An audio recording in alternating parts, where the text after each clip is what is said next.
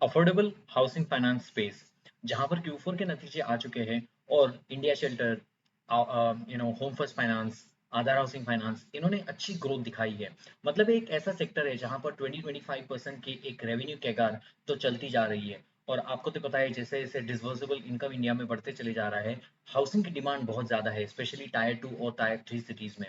तो आप अगर देखोगे पिछले कुछ दिनों से ये जो सारी कंपनियां हैं इनके स्टॉक नीचे से ऊपर तक भागे हैं। इसका रीज़न ही वही है क्योंकि Q4 के नंबर्स अच्छे हैं। बाकी जो कंपनियां हैं एमएसएमई लेंडिंग की स्पेस की कंपनियां हैं, वहां पर भी तगड़ी ग्रोथ है। तो इस वीडियो को एंड तक देखना। तो यहाँ पर हम डिस्कस करेंगे कि 4-5 जो मेजर कंपनीज हैं इंडिया में जो अफोर्डेबल हाउसिंग फाइनेंस में काम करती है, उसके ऊपर डिस्कशन करेंगे। इसमें पहला नाम आता है इंडिया शेल्टर्स, दूसरा नाम आता है आधार हाउसिंग फाइनेंस, तीसरा नाम आता है होम फर्स्ट फाइनेंस, चौथा नाम आता है एप्टस वैली हाउसिंग फाइनेंस। तो इन सारी कंपनियों को हम डिटेल में समझेंगे कि इनके Q4 के नतीजे कैसे थे और क्यों इस कंपनियों को आपको ध्यान देना है, क्योंकि एक ऐसा स्पेस है जहां पर कंपनियों का गाइडेंस जो है वो 25% के ऊपर का है। जैसे मैं अगर इंडिया शेल्टर्स की बात करूं तो जहां पर 25 to 30% की गाइडेंस की बात की है। और जिस तरीके से ऑपरेटिंग लेवरेज मिल रहा है बिकॉज ये टेक्नोलॉजी को ला रहे हैं, डिजिटल डिसबर्समेंट को लेके आ रही है, तो वहां पर उनको ज्यादा फायदा नजर आता हुआ देख रहे हैं हम। तो इस वीडियो को एंड तक देखिए सो वी विल अंडरस्टैंड कि कौन सा मुझे ऐसा लगता है कि नंबर वन प्लेयर है इस सेक्टर्स में। क्योंकि अगर आप देखोगे कि होम फर्स्ट फाइनेंस ने भी 24% की AUM ग्रोथ दिखाई है, आधार हाउसिंग फाइनेंस ने भी कुछ अराउंड 20% की ग्रोथ दिखाई है, एप्टस वैली हाउसिंग फाइनेंस ने भी कुछ 21% की ग्रोथ दिखाई है। और इस पूरे फेज में जो सबसे बड़ी वीक जो सेक्टर है या वीक जो कंपनी है, उसका नाम है आवास फाइनेंशियल। उसके भी रीजन समझेंगे क्योंकि 15% सिर्फ AUM ग्रोथ वो दिखाता है। तो वीडियोस को स्टार्ट करते हैं। अगर मैं if I share the screen, तो यहाँ पर तीन चार कंपनियां बहुत मैटर करती है।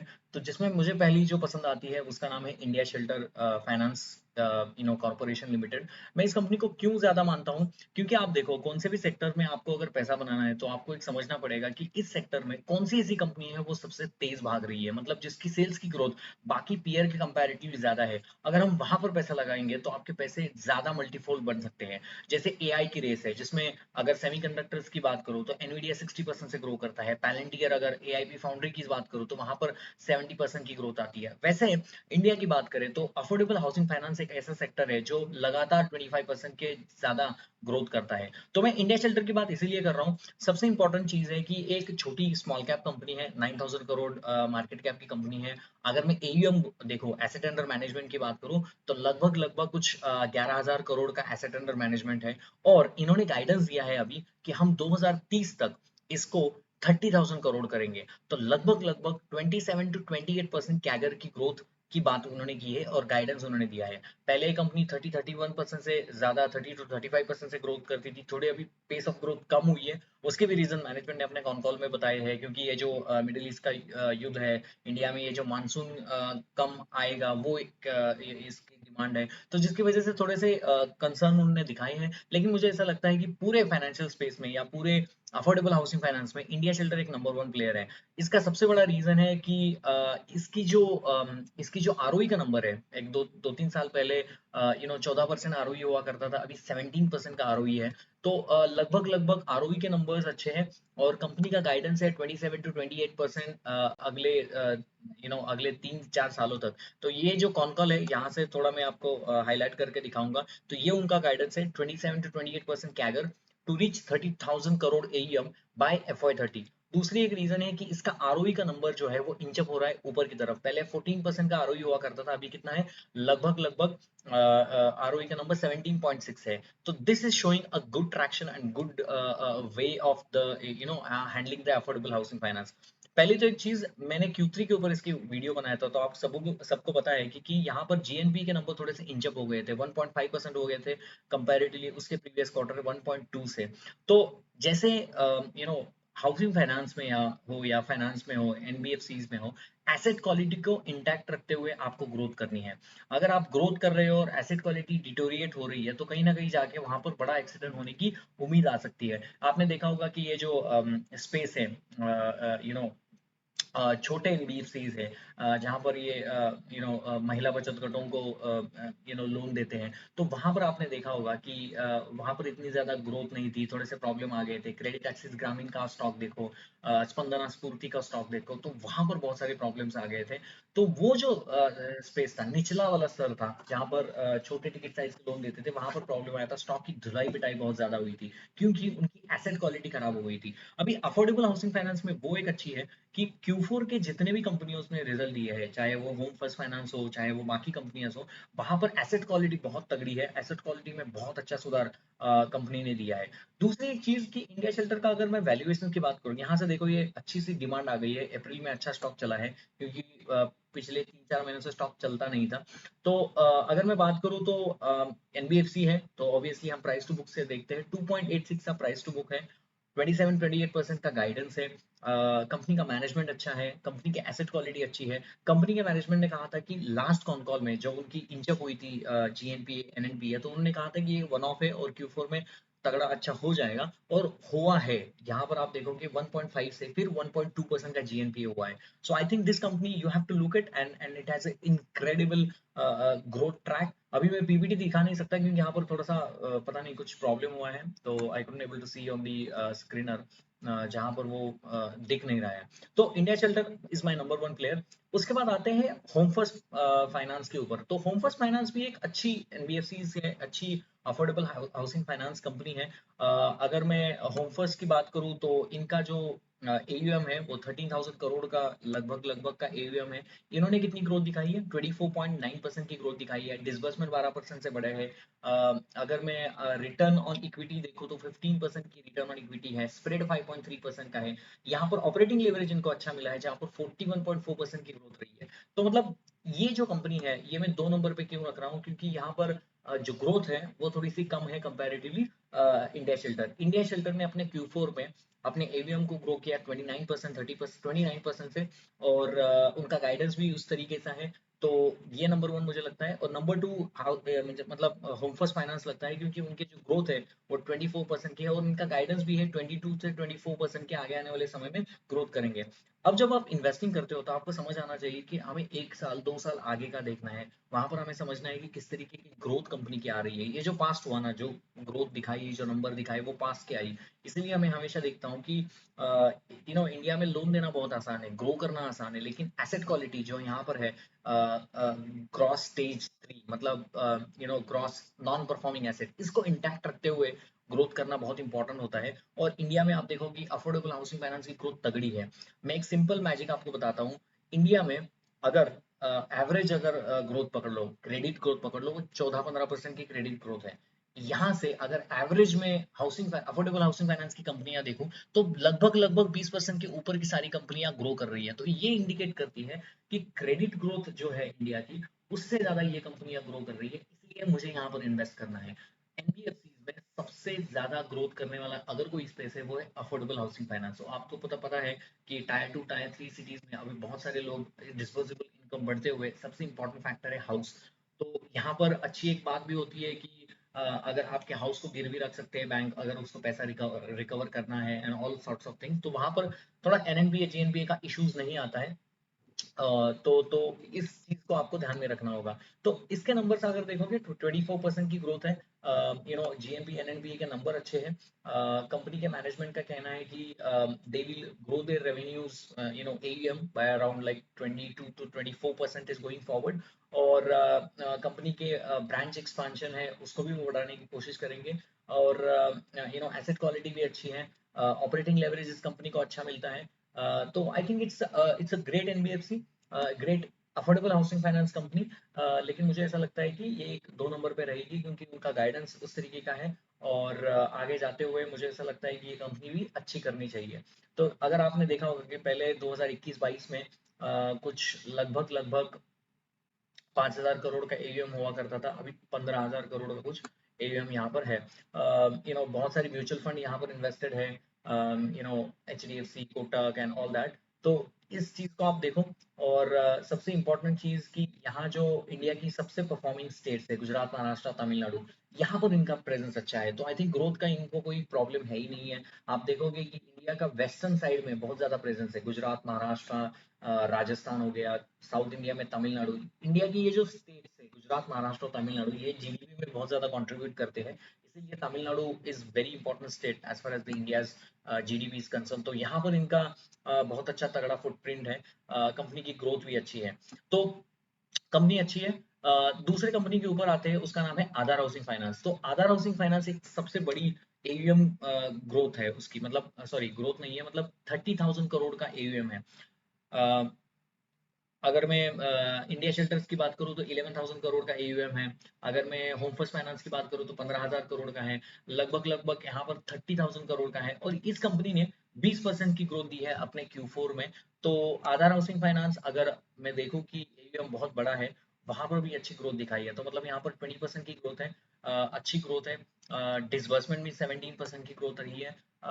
अगर मैं यील्ड को देखूं तो 13.5% का पोर्टफोलियो का यील्ड है। कॉस्ट ऑफ बोरोइंग देखो 7.7 है। कॉस्ट ऑफ बैरिंग मतलब यू नो बैंक से उठाते हैं लोन को, और बाद में टायर 2 टायर 3 सिटीज में सैलरीड लोगों को लोन देते हैं। अगर आपको बिजनेस मॉडल समझना है तो मैं इस वीडियो के एंड में एक लिंक डाल देता हूँ, जिसके पहले मैंने बहुत बार इस मतलब कंपनी काम कैसे करती है, किस तरीके से इस कंपनी को समझना चाहिए। सबसे इंपॉर्टेंट फैक्टर्स, अगर कोई भी अगर अफोर्डेबल हाउसिंग फाइनेंस को देखना है, तो वहां पर आपको देखना है कि उनका स्प्रेड कितना है, उनकी कॉस्ट ऑफ बोरोइंग कितनी है। अगर कॉस्ट ऑफ बोरोइंग नीचे जा रही है, स्प्रेड बढ़ रहा है, तो वहां पर आपका नेट इंटरेस्ट इनकम बढ़ेगा। आपका नेट इंटरेस्ट इनकम बढ़ेगा तो आपकी प्रॉफिटेबिलिटी अच्छी हो जाएगी, ईपीएस बढ़ेगा, आपकी एसेट क्वालिटी अच्छी है। तो मतलब अगर बोलते हैं ना जैसे कि सबसे ज्यादा अगर मल्टीबैगर कहीं पे बनते हैं तो इंडिया में फाइनेंस सेक्टर्स में बहुत बनते हैं, क्योंकि इंडिया में लोन की बहुत ज्यादा जरूरत है। अगर आप अच्छी तरीके से मैनेज करोगे अपनी कंपनी को, तो आई थिंक मल्टीबैगर्स बहुत ज्यादा बनते हैं। इसलिए आपने देखा होगा कि 2010-11 के बाद, मतलब 13 के बाद से 2020 तक बजाज फाइनेंस ने बहुत अपने शेयर होल्डर्स को बहुत पैसे बना के दिए। उसका रीजन ही वही था कि डाइवर्सिफाइड एनबीएफसी बहुत सारा कंज्यूमर लोन देने का काम इंडिया में अच्छा किया, और बजाज ग्रुप का उसको सपोर्ट था, और जिसके चलते बहुत ही अच्छी परफॉर्मेंसेस दी। तो मतलब अगर मैं आधार हाउसिंग फाइनेंस की बात करूं तो 30,000 करोड़ का एयूएम है, वहां पर 20% की ग्रोथ है। 20% की ग्रोथ उन्होंने दिखाई है। और इनके जीएनपी एनएनपी के नंबर्स भी बहुत सही है। यहाँ पर देखो, profit after tax increase by 22% in FY26 on YOY basis. तो मतलब 2025 से 2026 में 22% की प्रॉफिटेबिलिटी की ग्रोथ दिखाई है। और फिर एक बात मैं बताना चाहता हूँ कि अफोर्डेबल हाउसिंग फाइनेंस में मैं ज्यादा इंटरेस्टेड इसीलिए हूँ, क्योंकि आप देखो कि हर एक जो कंपनी है 20% से ऊपर की ग्रोथ करती है, और कंपनी उसको यहाँ पर अच्छी तरीके से ऑपरेटिंग लेवरेज मिलता है, क्योंकि लोन देने का ही काम है। कम एम्प्लॉयज में अभी एआई भी आ गया है, डिजिटल डिसबर्समेंट आप कर सकते हो, आप रिस्क असेसमेंट आप जो करते हो उसमें एआई आप ला सकते हो, तो टेक्नोलॉजी का यूज बहुत ज्यादा होता है। ज्यादा एम्प्लॉयज नहीं लगते अपार्ट फ्रॉम ये जो सेल्स और रिकवरी की जो टीम है। तो उस तरीके से ऑफिस वाले स्टाफ कम लगते हैं, ब्रांचेस को बहुत ज्यादा एक्सपांड कर सकते हैं। और इंडिया की जिस तरीके से जीडीपी बढ़ रही है, वैसे वैसे अफोर्डेबल हाउसिंग फाइनेंस भी बहुत तरीके से ग्रो हो सकता है, और यहाँ पर इसीलिए हमें ध्यान देना होगा। तो this is one of the other company I wanted to discuss. तो अभी थोड़ा सा वापस आते हैं तीसरे कंपनी के ऊपर, जिसका नाम है मुझे लगता है कि एप्टस वैल्यू हाउसिंग फाइनेंस। या तो एप्टस वैल्यू हाउसिंग फाइनेंस एक साउथ इंडिया से शुरू हुई एक अफोर्डेबल हाउसिंग फाइनेंस कंपनी है। इसका जो एयूएम है अराउंड 13,000 करोड़ का है। 21% की एयूएम ग्रोथ रही है Q4 में। डिसबर्समेंट जो है वो 17% से बढ़े है। क्रॉस एनपीए जो है वो कम हुआ है क्वार्टर ऑन क्वार्टर, लेकिन थोड़ा सा बड़ा है। अगर मैं ईयर ऑन ईयर देखूँ तो 1.19 से 1.52 हुआ है। But I don't think that's a much difference, because I always look disbursement or the GNPA numbers. I look at the disbursement on the quarterly basis, and I look at the NPA or gross NPA and NPA on the quarterly basis, because that indicates कि कहाँ पर अगर stress आ रहा है। तो अगर इस company की बात करूँ तो 13,000 करोड़ की एयूएम है। 21% की ग्रोथ है। कंपनी का गाइडेंस 22 to 25% का है। पहले इस कंपनी का गाइडेंस 30% हुआ करता था, जो अभी कम होके 21 to 25% हुआ है। अगर मैं आरओई की बात करूँ तो आरओई 8.2% का है। ये पूरे अफोर्डेबल हाउसिंग फाइनेंस में अगर सबसे अच्छा आरओई किसी का है तो वो एप्टस वैल्यू हाउसिंग फाइनेंस का है। लेकिन वहां पर यही प्रॉब्लम है कि ग्रोथ उतनी ज्यादा तरीके से नहीं करती है। वो उस तरीके से हो गया है कि मेरी आरओई अच्छी है लेकिन मैं ग्रोथ नहीं कर रहा हूँ। मुझे आरओई भी अच्छी चाहिए और ग्रोथ भी अच्छी चाहिए। I want both this things to lie in front of me. तो अगर मैं मोटा-मोटी बताऊँ तो इनके भी नंबर्स अच्छे हैं। यहाँ पर भी देखो, अगर यील्ड देखो 17.2 है, कॉस्ट ऑफ बोरोइंग 8.3 है, तो लगभग लगभग 9 का स्प्रेड है, इनको मिलता है 8.9% का स्प्रेड मिलता है।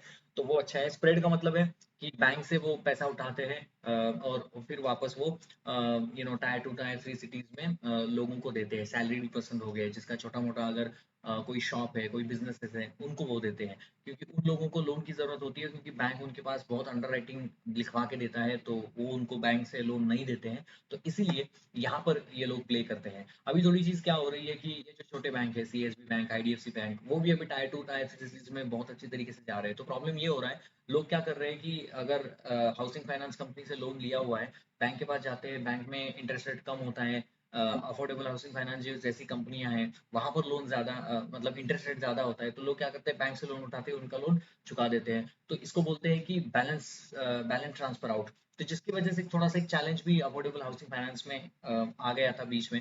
लेकिन मैनेजमेंट का कहना है कि हम जिस तरीके से ब्रांचेस ओपन कर रहे हैं, जिस तरीके से हमारी ग्रोथ है, हमारा कस्टमर रिटेंशन अच्छा है, तो हम अच्छी तरीके से ग्रो भी कर पाएंगे। और इंडिया बहुत बड़ा है, अगर यूपी की बात करो तो कितना बड़ा स्टेट है, यूरोप के पूरा हाफ यूरोप होगा।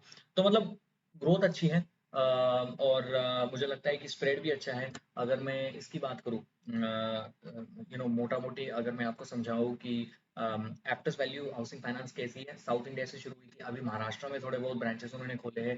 तो पूरा साउथ नॉर्थ इंडिया में और वेस्टर्न इंडिया में, गुजरात में वगैरह जाने का इनका इरादा है। कंपनी जो है एप्टस वैल्यू हाउसिंग फाइनेंस, पहले 25-30% से ग्रो करती थी, अभी थोड़े से ग्रोथ रेट को कम किया है। तो obviously the growth is 21 to 25, you can expect around 24 to 25% growth from this company.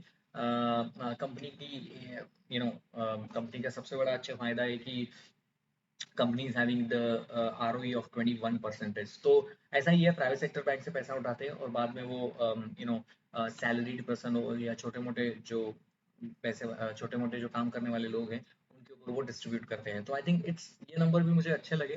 बाद में थोड़ा सा आते हैं कि इस स्पेस में जो है, सबसे एक थोड़ा सा कमजोर कड़ी जो है वो आवास फाइनेंशियल है। अगर मैं आवास फाइनेंशियल को कमजोर क्यों मानता हूँ पूरे अफोर्डेबल हाउसिंग फाइनेंस में, क्योंकि इनकी जो ग्रोथ है, अगर मैं Q4 के नंबर्स देखूं, Q4 के अगर मैं आपको नंबर्स आपके सामने लाऊं, तो लगभग लगभग 16% की ग्रोथ है। और मैं अगर एयूएम की बात करूं, कि इसका एयूएम कितने तरीके का है, तो लगभग लगभग 2000-3000 करोड़ का कुछ एयूएम है, 234.5 बिलियन। तो लगभग लगभग छोटे एयूएम के बेस के ऊपर वो बहुत कम ग्रो कर रही है। लेकिन अगर मैं आधार हाउसिंग फाइनेंस के देखो, तो 30,000 करोड़ का उनका एयूएम है, उसके ऊपर वो 21% से ग्रो कर रही है। तो इसीलिए मैं कहता हूँ कि I want a company to grow faster, and that's why I will make a money a lot in the market. If my companies are growing in 15-16, तो that's will not be good for me. और specially आपका जब sector है वो 21% से grow कर रहा है, और आप जो है वो 16% से ग्रो कर रहे हो, यहाँ पर बहुत सारे मैनेजमेंट के चेंजेस भी हुई है, बहुत सारी चीजें भी हुई है। तो उसका भी रीजन है। आरओई के नंबर अच्छे हैं, 14.6% इंच अप कर रहा है आगे की तरफ। 3.5% का आरओए है।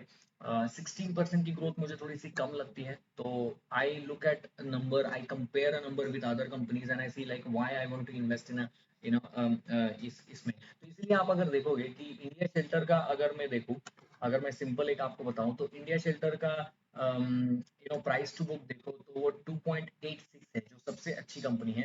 और मैं आवास फाइनेंशियल का देखूं, तो आवास फाइनेंशियल का प्राइस टू बुक अगर मुझे देखना है, तो लगभग लगभग वो दिखेगा 2.23। तो मतलब एक सस्ता स्टॉक है। तो वही एक डिफरेंस होता है कि स्टॉक जो है वो आपको सस्ते मिलते हैं बहुत, लेकिन इंपॉर्टेंट है कि आपको एक समझना पड़ेगा कि क्यों ये सस्ता है। क्योंकि इंपॉर्टेंट चीज है कि स्टॉक अगर सस्ता है, तो आपको सवाल पूछना चाहिए कि अपने आप से कि स्टॉक सस्ता क्यों है। स्टॉक सस्ता इसलिए होता है क्योंकि उसकी ग्रोथ कम होती है। स्टॉक महंगा क्यों होता है, क्योंकि उसकी ग्रोथ ज्यादा होती है। अगर पैलेंटियर की बात करूँ यूएस में, तो अराउंड बहुत ज्यादा हाई मल्टीपल के ऊपर ट्रेड करता है, लेकिन ग्रोथ भी अच्छी है। अभी 100% ग्रोथ की बात उन्होंने अपने मैनेजमेंट के कॉन कॉल में कही है, तो मतलब वो भी अच्छा है। तो लगभग लगभग अगर मुझे कंपनी के समरी में बताऊं, तो मुझे नंबर वन लगता है इंडिया शेल्टर, जिसका गाइडेंस है 27 to 28% टी एफ 30। और जेएनबी एनएनबी के नंबर भी स्टेबल हुए हैं, जो पहली बार इंच अप हुए थे Q3 में। तो number one player home First finance, जो 24% से ग्रोथ किया है अभी Q4 में, और गाइडेंस भी 22 to 24% का है। जीएनपी एनएनपी के नंबर अच्छे हैं, ग्रोथ अच्छी तरीके से कर रहा है। तीसरा है, मुझे ऐसा लगता है कि यहाँ पर आधार हाउसिंग फाइनेंस जो 21% से ग्रो किया है। चौथा अगर मुझे लगेगा वो सॉरी तीसरा मुझे लगेगा एक्टर्स वैल्यू हाउसिंग फाइनेंस जो 21% से ग्रो किया है। चौथा जो लगेगा आपका जो इम्पोर्टेंट आधार हाउसिंग फाइनेंस जो 20% से ग्रो किया है। और पांचवा मुझे लगेगा जो आधा जो आवास फाइनेंशियल है जो 16% से ग्रो किया है। तो यही एक नंबर का खेल है। तो there is no buy and sell recommendation in this video. You can do your own analysis before you make an study. अगर आपको ये वीडियो पसंद आती है तो प्लीज वीडियो को लाइक करना, शेयर करना और सब्सक्राइब करना।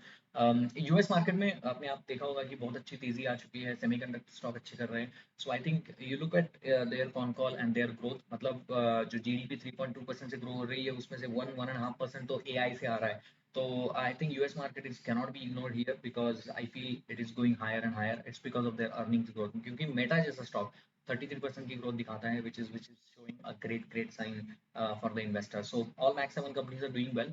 So you should look into the US market for your investment thesis as well. So मिलते हैं next video में. Hope you like this video. Please like, share and subscribe. And if you have any comment, then please comment in the comment box. Thank you very much.